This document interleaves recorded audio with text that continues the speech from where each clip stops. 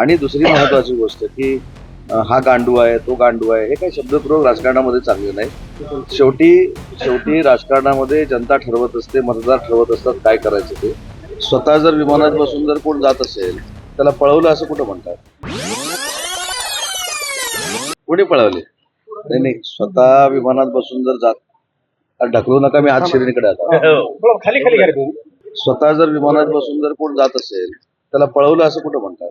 खरं तर या सगळ्या चर्चा ज्या होत आहेत, आता मी विमानातून उतरल्यानंतर युबीटीची दिल्लीतली पत्रकार परिषद बघितली. त्याच्यामुळे या सगळ्या गोष्टीची कल्पना माझ्यापेक्षा तुम्हाला जास्त आहे. कारण नांदेडमधनंच काल 2 खासदार इथनं गेले असं आपलं म्हणणं आहे आणि ते आता दिल्लीमध्ये आहेत. त्याच्यामुळं आपण संध्याकाळपर्यंत घडामोडींवर लक्ष ठेवू, नजर ठेवू. संध्याकाळपर्यंत काय घडतंय आपण पाहू, तुम्ही पण आणि मी पण. ऑपरेशन टायगर तुम्हाला माहित असेल तर बघा, मी मागच्या वेळी देखील सांगितलं होतं की माननीय शिंदे साहेबांचं नेतृत्व हे महाराष्ट्राच्या जनतेमध्ये, देशाच्या जनतेमध्ये सर्वमान्य आहे. रोज प्रवेश होत आहे. त्याच्यामुळे खासदारांसाठी वेगळं टायगर ऑपरेशन, आमदारांसाठी वेगळं टायगर ऑपरेशन, नगरसेवकांसाठी वेगळं टायगर ऑपरेशन, असा कुठेही प्रयत्न शिंदे साहेबांनी केला नाही किंवा त्यांचे सहकारी म्हणून आम्ही कोणी केला नाही. तर आता साहेब शिंदे साहेब हे दिल्लीमध्ये आहेत हे काल तुमच्याच बातमीमधनं आम्हाला कळतंय. आता 2 खासदार इथनं, मी ज्या नांदेड विमानतळावर आलो त्या विमानतळावरनं कालच 2 खासदार हे दिल्लीला गेले, हे तुमच्याकडनंच मला कळलेलं आहे. त्याच्यामुळे मला असं वाटतं की आपण संध्याकाळपर्यंत जर थांबलो तर तुम्हाला पण आणि मला पण काही गोष्टी क्लिअर होतील. फार मोठा विनोद आहे तो, काय बोलायचं. बघा, हाच प्रयोग, हीच चर्चा आम्ही ज्यावेळी गुवाहाटीला गेलो त्यावेळी झाली. त्याच्यामध्ये आमदार साहेब होते, हे पण आमदार साहेब होते, हे होते, हे नव्यानं झाले. पण नव्यानं झाले ना, नव्यानं झाले की नाही. जर असं काय आम्ही केलं असतं तर पूर्ण जनतेनं जुने आमदार देखील निवडून दिले नसते आणि नवीन आमदार देखील निवडून आले नसते. त्याच्यामुळे आमचे कदम साहेब नव्यानं निवडून आले, याचा अर्थ शिंदे साहेबांवर महाराष्ट्रातल्या जनतेचा विश्वास आहे. आणि दुसरी महत्वाची गोष्ट की हा गांडू आहे तो गांडू आहे हे काही शब्दप्रयोग राजकारणामध्ये चांगले नाही. शेवटी शेवटी राजकारणामध्ये जनता ठरवत असते, मतदार ठरवत असतात काय करायचं ते. आणि आमच्या बाजूनं नगरपालिकांमध्ये कौल आला, महानगरपालिकेला कौल आला, जिल्हा परिषद पंचायत समिती कौल आला, तर मतदारांचा कौल महत्वाचा असतो. त्याच्यामुळे कोण गावगुंड पाठवून जर मस्ती करणार असतील तर पोलीस त्याच्यावर कारवाई करतील, पोलीस त्याची दखल घेतील. पण जिथं ऑपरेशनच, हेच सांगतात ऑपरेशन चालू आहे, हेच सांगतात. कसं आहे की आपल्या माणसावर आपणच जर विश्वास ठेवतो तो शेवटी नाईलाजानं ह्या सगळ्या प्रक्रिया करत असतो. जर स्वतःचा विश्वास आपल्या माणसावर ठेवला नाही, अशा गोष्टी होत नाहीत. त्याच्यामुळे म्हणून मी सांगितलं की शिंदे साहेब दिल्लीमध्ये आहेत हे देखील तुमच्याकडनं आम्हाला कळलेलं आहे. 6 आमदार युबीटीच्या पत्रकार परिषदेला नाही हे तुमच्याकडनं आम्हाला कळलेलं आहे. म्हणजे मला देखील उत्सुकता लागलेली आहे की संध्याकाळपर्यंत काय घडणार आहे. एक लक्षात घ्या, संजय राऊत साहेबांचा हा स्वभाव आहे, ज्युडिशरीवर टीका करणं, त्याच्यानंतर निवडणूक आयोगावर टीका करणं, आमच्या सगळ्यांवर टीका करणं. मुद्दा असा राहतो, टीकेचं परिवर्तन मतामध्ये झालंय का?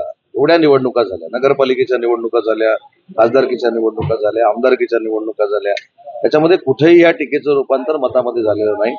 पण एक मात्र मी त्यांचं कौतुक काल पण केलं, आज देखील नांदेडमध्ये करतो, की ते रोज बोलतायत म्हणून युबीटीचं अस्तित्व जाणवतंय. ते जर पत्रकार परिषद घ्यायचे थांबले तर तुम्ही पण मला सांगा युबीटीचं अस्तित्व काय.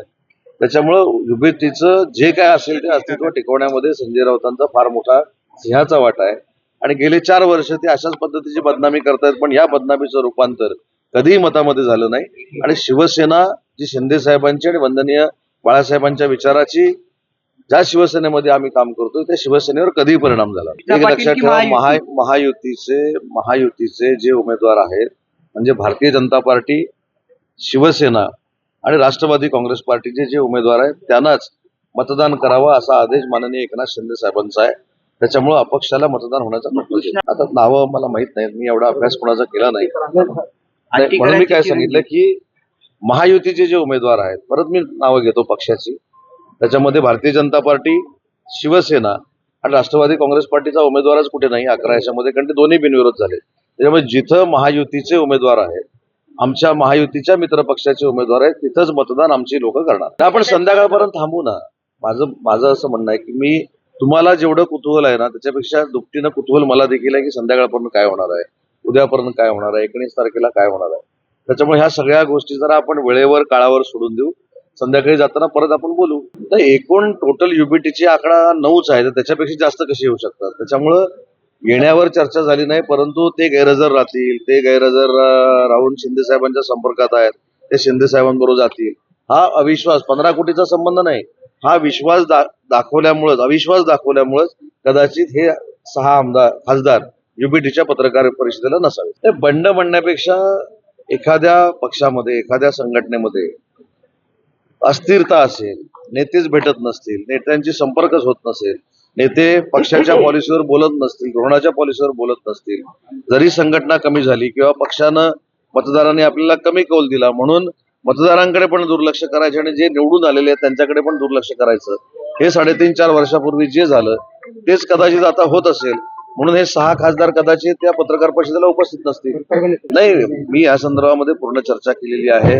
आता माझ्याबरोबर राष्ट्रवादी काँग्रेस पार्टीचे आमदार, त्यांचे बंधू देखील माझ्या सोबत आहेत, माझ्या स्वागताला आलेले आहेत. आमची सगळी मतं एकदम इंटॅक्ट आहेत आणि महायुतीचे आमचे जे सईद भाई आहेत ते 100% निवडून येतील. उद्याचं मतदान झाल्यानंतर मला खात्री आहे.